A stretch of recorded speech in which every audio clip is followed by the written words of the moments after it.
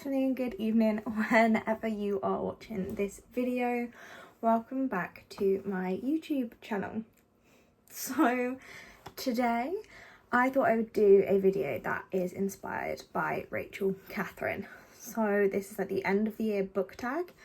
I believe, I'm sorry, I'm looking at my iPad because it's got the questions just next to me.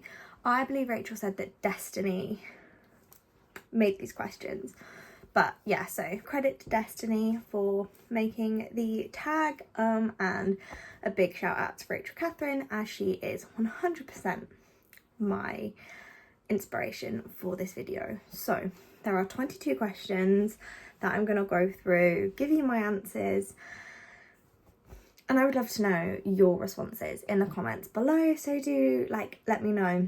Question number 1 is most disappointing book of the year. Now I find that I'm a pretty, I don't know, I read things that I know I'm gonna love. So I wouldn't say I read loads of books that I'm disappointed in, but I will have a look and I'll let you know. So I'm probably gonna go with Meet Me at the Lake by Carly Fortune. This is, I believe this was released this year and I picked it up pretty soon after it had come out. I loved Every Summer After. It was a 5-star read for me, absolutely fantastic, but this one just didn't hit the mark quite as much. I thought the premise was a bit far-fetched. I'm all for escaping in your romance books, but I just felt like this one, it did not hit the mark for me, unfortunately. So yeah, this one would be my most disappointing book of the year. And then we've got Underdog book of the year. Now, the first one of these, I think I did read them all this year. I think I did. It's a series. So my Underdog book series is the Avalon Bay series by L. Kennedy. This is 3 books made up of the Good Girl Complex, The Summer Girl, and Bad Girl Reputation. Now, I don't know whether we've got any more coming in this series or whether this is it, but I don't hear a lot of people talking about this series and I absolutely ate it up. They're all pretty short for me. They're quite quick, easy reads. I've read a lot of them over the summer because it's all based in a coastal town, Avalon Bay. I'd say these are definitely my underdogs because I don't know, I just don't hear a lot of people talking about them, and they were all 4 stars, I believe. I could be wrong, but I think I rated all of these 4 stars. So this is a solid series. In my mind, I recommend it to a lot of people that want quick, fast-paced reads. Definitely, if you've not picked it up, have it on your list for next summer. They're incredible. So, okay, the next one we've got is a book that was overhyped. A book that was overhyped. Now, this could potentially be one of my most controversial opinions on BookTube, but I'm going to go with it. For me, Archer's Voice by Mia Sheridan. I have not got particularly far through this book, but I wanted to pick it up due to all of the hype on TikTok. And I know it's been a popular book for a while, so in terms of overhyped, I'm just talking about books that I've seen and picked up this year due to hype. So yeah, this one was huge. I was getting recommended it so often, and I know so many of my favourite booktubers have loved this book. But honestly, I picked it up and I have not been able to get into it. It's still on my shelf. It's not a hard DNF, but I've definitely soft DNF'd it for now. Maybe I just wasn't in the mood for it. But there was just something about it. Maybe I need to get into it further, but it was boring. I was not feeling attached to the characters. Yeah, I'll definitely give it another go at some point because I was so excited to read it. And I definitely want to try and see what people thought about it. But in terms of the initial love and joy, this one was 100% overhyped, and I'm so sad about it because I had truly hoped that this would be like up there with my favourite books. We then have favourite book couple. Now, I'm potentially going to be controversial here, but I don't care, so bear with me.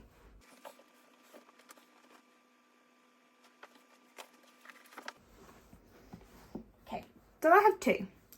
My first favourite book couple is going to be Chloe and Santiago from Redeemed in the Dirty Air series. This has been one of my favourite series to read all year. I read Throttled either at the very beginning or at the end of 2022, but then I've recently picked up like the last three, and this one was a 5-star read for me. I absolutely ate this up.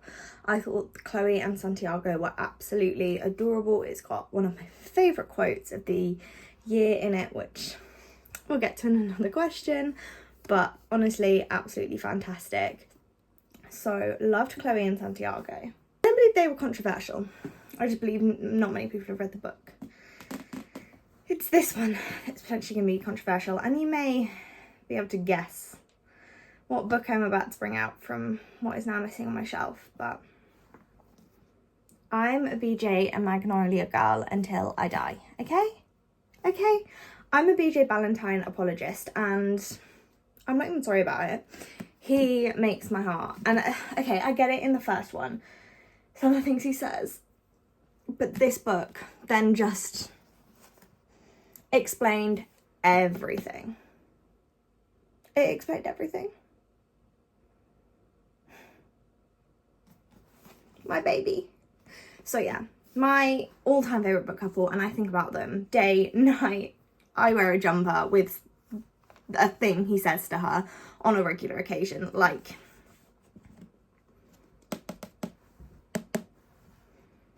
Magnolia and sorry, it's my dog. Magnolia and BJ are my favourite book couple on the planet. I absolutely adore them. We've now got favourite main character. So favourite main character, I think I'm going to go with Willa from Heartless by Elsie Silver. I think this is potentially my favourite book in the Chestnut Spring series. This was a solid 5-star for me. I loved Cade and Willa together. They are probably another favourite book couple, but I knew I wanted to talk about her as my favourite character. So yeah, Willa, she's fiery, she's a bit like,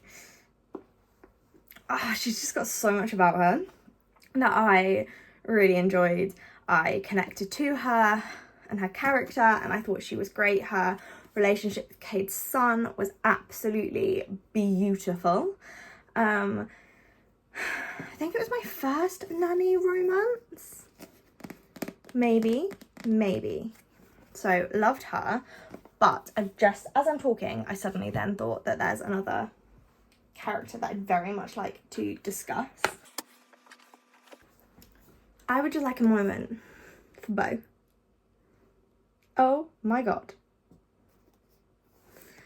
He is the best golden retriever with a bit of something about him. So yeah, Bo from Out on a Limb by Hannah Bonham Young is also one of my favourite characters. I think about him fairly regularly. Things he said, did, just the kind of person that she has written him as.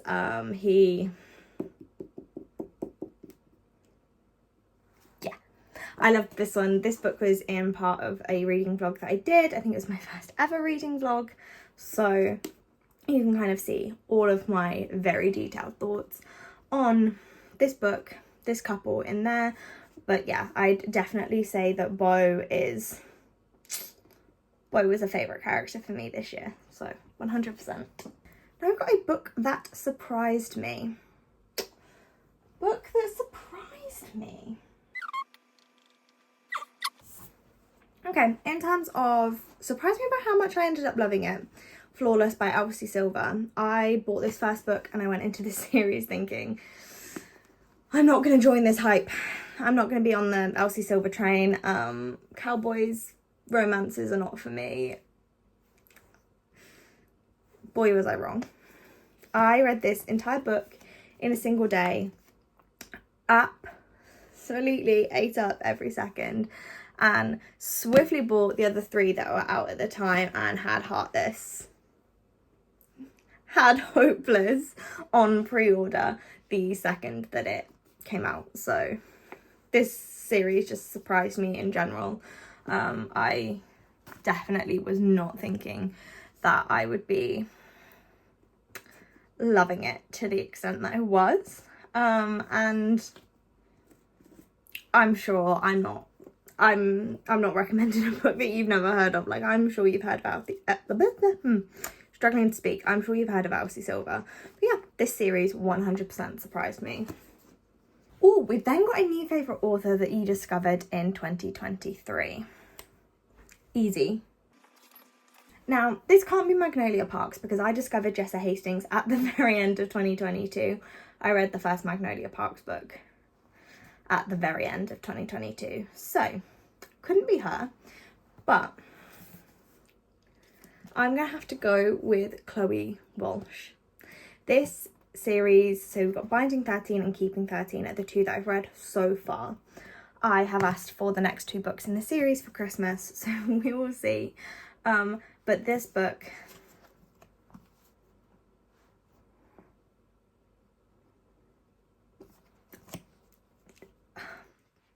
hi Johnny, hi Shannon, what? Beautiful, literally ate this up. It is like an 800-page book.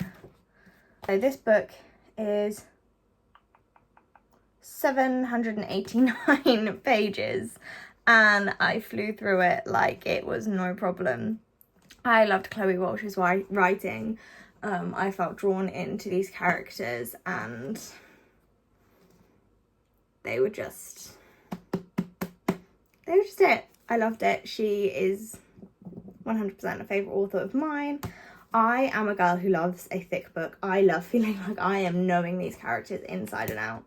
And that's 100% what I felt like with these guys. So she's definitely a favourite author. Question 8 is happiest read of the year. Now,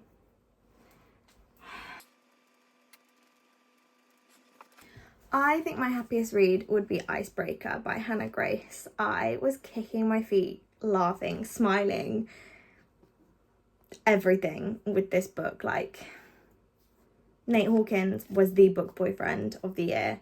I spoke about this way back when I read it, and the communication in this book and the talking and the healthy representation of therapy and relationships and like speaking up for yourself, and this kind of ignited a sports romance person in me. I think this was my first sports romance book, I believe.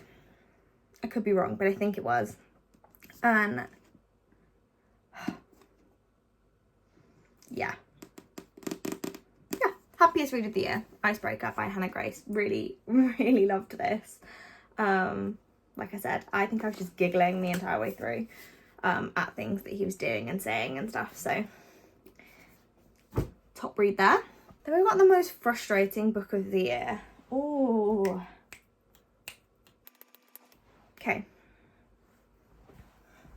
okay, so I haven't finished this book.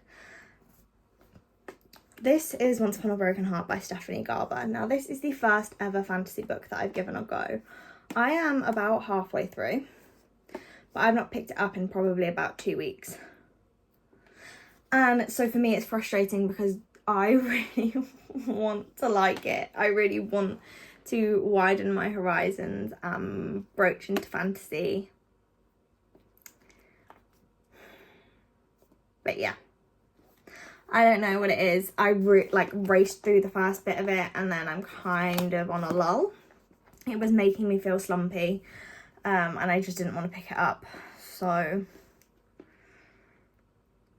oh, the joys of rain. Sorry, the lighting is gonna go awful because the sun has disappeared and the clouds have 100% taken over the sky outside my room.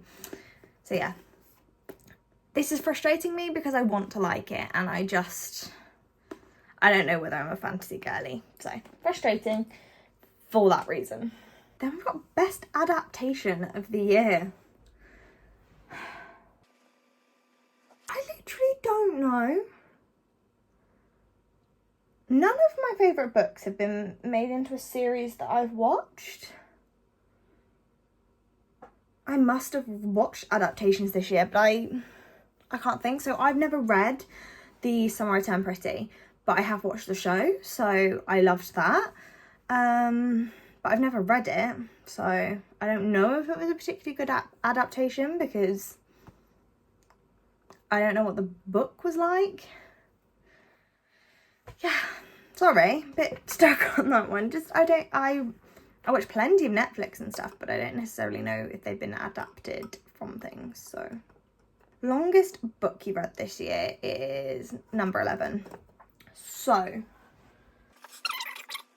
okay, so the longest book that I read was Keeping 13 at 802 pages. This is the longest book that I've read. Nice big chunky. I read the two.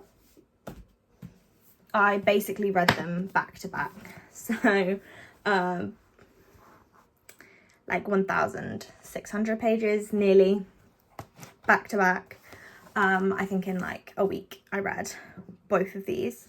So, but yeah, so this one was definitely the longest. I absolutely ate this up. I believe they were both 5-star books for me, but Keeping 13 was definitely my top, because watching a little bit more of Johnny and Shannon just being insanely cute was an absolute bonus, and just getting 800 pages of that, well, I'm not going to complain. So yeah, Keeping 13 was my longest read. Oh, then we've got shortest book you read this year.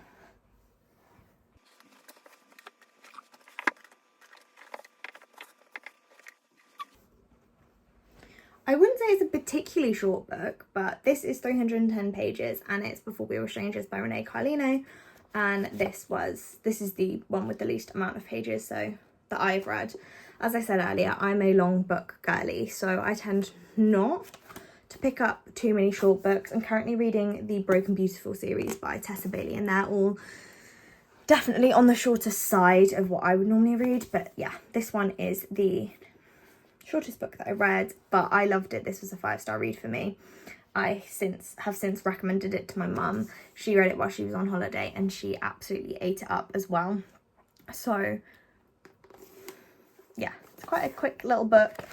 I highly recommend it. It's like a second chance romance, but like 10 years or so in the future. It's great. It was on my want to read for ages, and I got it, and I pretty much devoured it as soon as I got it for my birthday. And I would highly, highly, highly recommend it. Shortest book of the year for me. So we go from 802 to 310. There you go. There's my repertoire of books, page-wise. We've now got favourite book covers.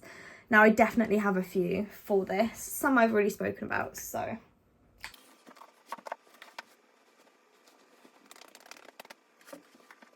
So I've got 4 books that I want to talk about. The first 2 that I'll talk about are both in the Dirty Air series. So we have Wrecked and Redeemed by Lauren Asher.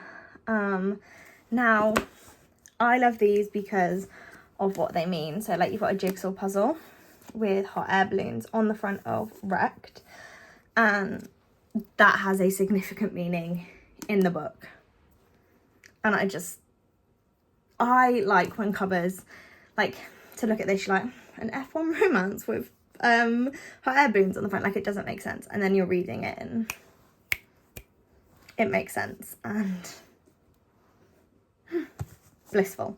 And then Redeemed again, we've got the flowers. I can't remember, it's going to annoy me because I cannot remember exactly what the name of the flowers are, but you've got the flowers, and then even on the back you've got Wish Journal and Chloe, and again, all have specific meanings that are going on in the book. So as you get into it, you get to know why these books are the way they are, and I just love that. I am then going to go back to Out on a Limb by Hannah Bonham Young. I'm a sucker for this kind of illustrated cover. I think they look so classy. I love how the writing is all like twisted in. You've got her little hand and his prosthetic leg. I just think it's beautiful. Like, the disability representation in this book is fantastic, but it's not like, I love that Hannah Bonham Young did it in a way that their disabilities are not at the forefront of their stories. Like, they are who they are. And I think it's a really great way of showing people that just because you're writing about a disability doesn't mean it needs to be that character's whole personality, because some people do just have a disability and they don't want it to be seen as something that defines them. They're them. Just like I don't want someone to define me by how I look. So why, yeah. So this book's fantastic, and I just think it's a stunningly illustrated cover. I love how it all kind of wraps around like the scenery. It's just beautiful. It's one of those like matte feel covers as well. So I'm here for this. And then the final book cover that we're going to talk about is Magnolia Park's The Long Way Home. Jessa Hastings' books. All of these covers have so many hidden details in them. So we've got this little willow tree, the wolf, the angels, the flag. We've got the New York cityscape at the bottom. Got big boats, 2 flags. But this is just one of my favourite book covers on the planet. Drawn by Emmy Lawless Studios, I believe. Yeah. So all of the books in this series have fantastic covers. And when I tell you next Friday, the 22nd, when in Magnolia Park's Into the Dark cover gets released, I'll be feral. Maybe I'll do a reaction video to that one. It might be a short one, but maybe I'll do a reaction video to the 3rd book cover and see how I think it is going to line up with these. So they are 4 book covers that I've absolutely loved this year. Oh, 14, a book that you haven't stopped thinking about.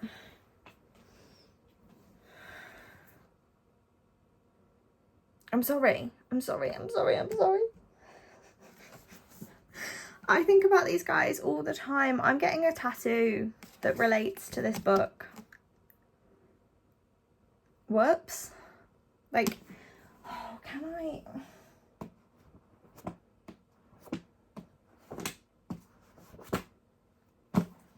Honestly, I don't think I think about any of these other characters anywhere near the level that I think about Magnolia and BJ, Henry and Jonah and Daisy, Christian, Julian. Like, I don't think I think about any characters in the same way that I think about the characters from the Magnolia Parks universe. This series literally consumes me. So I'm sorry that it's come up multiple times already in this video, and I'm potentially gonna bring it up again. We'll wait and see. So yeah, we've then got cringiest book you read this year. Now, I'm saying cringy in the best way possible, but the Pumpkin Spice Cafe, I definitely thought this was, yeah, it was cringy, but it was cringy in a really good way. I didn't mind it. I'm not saying cringy in a bad way at all. Like, it was just your stereotypical sappy romance, and I did eat it up. So 100% not like complaining about that. But yeah, I don't have too much more to say about it. I just think it was a really quick, fast-paced, easy read for me. So highly enjoyed. Okay, we've got highest and lowest books you read on Goodreads. Do you agree? Now, the only issue here is my Goodreads is on my phone. And I'm using my phone to record. So just gonna log into my Goodreads on my iPad. So the book on my Goodreads with the lowest rating is the Pumpkin Spice Cafe, and that's got like 3-point-something stars. It's got 3.47 stars. I gave this a 4 star, so I'd say I'm probably, I see where they're coming from. I didn't think it was quite a 3-star book, so that's why I went up to 4 stars. But yeah, I think I can see where they're coming from and definitely agree with that as a whole. So yeah, fair. That's the lowest. And the highest rated book that I've read on Goodreads, which baffles me a tad, is Keeping 13 not baffles me in a way that I think it's bad, because I gave this one a 5-star. But there are some others that I've read this year that I honestly thought would have higher ratings. But this is like a 4.75 or something on Goodreads, and I gave it a 5-star. So these books are everything. I think they're great. So solid 5 stars on both accounts. But yeah, I'd say on the whole, with both of those books and their Goodreads ratings, I rated them pretty similar. So I'm there for that. Oh, I skipped one. Sorry. So before that, I was going to do unpopular book that you loved. Easy. I knew exactly what this one was going to be. Mile High by Liz Tom Ford. Because everyone out here gaslight into thinking that Evan Zanders was like some misogynistic man the whole way through. He so was not. This man fell harder than any man I've ever seen fall in my entire life. Okay, yeah. First few chapters, he's misogynistic and we need to like up our game, man. But he had character development. Liz Tom Ford developed his character in a way that, well, I would let Evan Zanders treat me like he did in the beginning if I'm going to end up with the man that I did at the end. Like, it's character development, and I think the people that DNF this just did not give this book anywhere near enough time to see the character development that you're going to get from it. So I know this book has been rated pretty low by quite a lot of people, and even DNF'd by a vast majority of people on BookTube and stuff. But I loved it. I thought it was fantastic. I would highly recommend you actually read it and give Evan a chance to show you what he can do. Right, now we've got favourite quotes of the year. So let's go. So one of my favourite quotes of the year in general: how's the weather, Parks? Because if someone ever has a unique way of asking me if I'm okay, that isn't just, you're right, how's the weather, Parks? So here we've got, how's the weather, Parks? He asks, and I don't turn around to face him. I can't. My heart's going fast. It's run up into my throat. I try my best to steady my breathing. I take a long sip, don't look away from my glass. Do you remember Geostorm? I reply coolly. He sniffs, but I think it's a laugh. Yeah, you walked out of it. I still don't look at him. Well, it was terrible. Okay. He laughs, and for some reason it sounds like I'm ringing the doorbell of a home I grew up in. Yeah. Do you think I'm crazy? She asked quietly. No, I shook my head. I think you're the best, even though you know the worst parts of me. I don't know the worst parts of you. I ran my thumb over her scar. I just know you, Parks.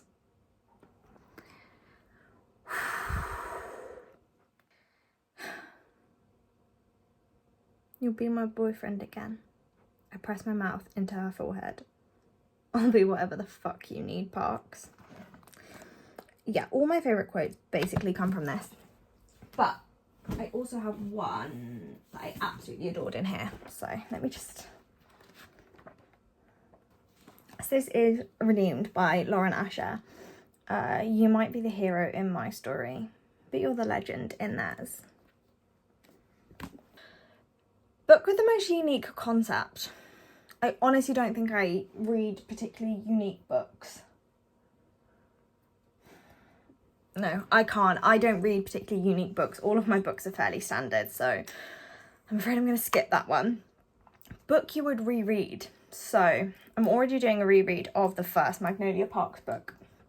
And that one was one that I read at the end of last year, so I would definitely be continuing my reread of that series. I would also love to reread... Sorry, stuff going on outside. I would also love to reread the Binding and Keeping 13. They're definitely on my list of rereads. I think I'd love to reread the Dirty Air series from start to finish. Now that I've read them all and pick up on all the cute little cues throughout them. So yeah, they are definitely some books I'm 100% looking forward to rereading. Reading goal reflection in 2024, reading goals and like what you're prioritizing in 2024 with reading are the next two. So I set a goal of 50 books this year and I'm 3 books off, and we're midway through December, so I think I'm pretty close to making that a possibility. So yeah, I think I'm going to do well on that. And it's been a nice pace. I've not been stressed about it. So I think definitely 2024, I'm setting the same reading goal. If I read more, then that's fantastic. But I work full time and I don't want reading to become something of a chore. I don't want reading to become that thing that I'm doing because I have to do it to meet a goal or because of whatever other reason. I want reading to remain something that I do because for me, I love it and it takes me somewhere completely new, and I get to prioritise who I'm with and when I'm with them and the characters that I love. So I'm 100% not someone that ever wants to make reading something that I have to do to meet stats or anything like that. So I think that's definitely me. My 2024 goal is just to continue loving reading, and I'm prioritising that for myself in 2024. So thank you for listening to my end of the year book tag. I've loved kind of looking at so many of these books and going through them all. I would absolutely love it if you liked and subscribed to my channel. I'll definitely be posting more into 2024, and I will give you my December reading wrap up very soon.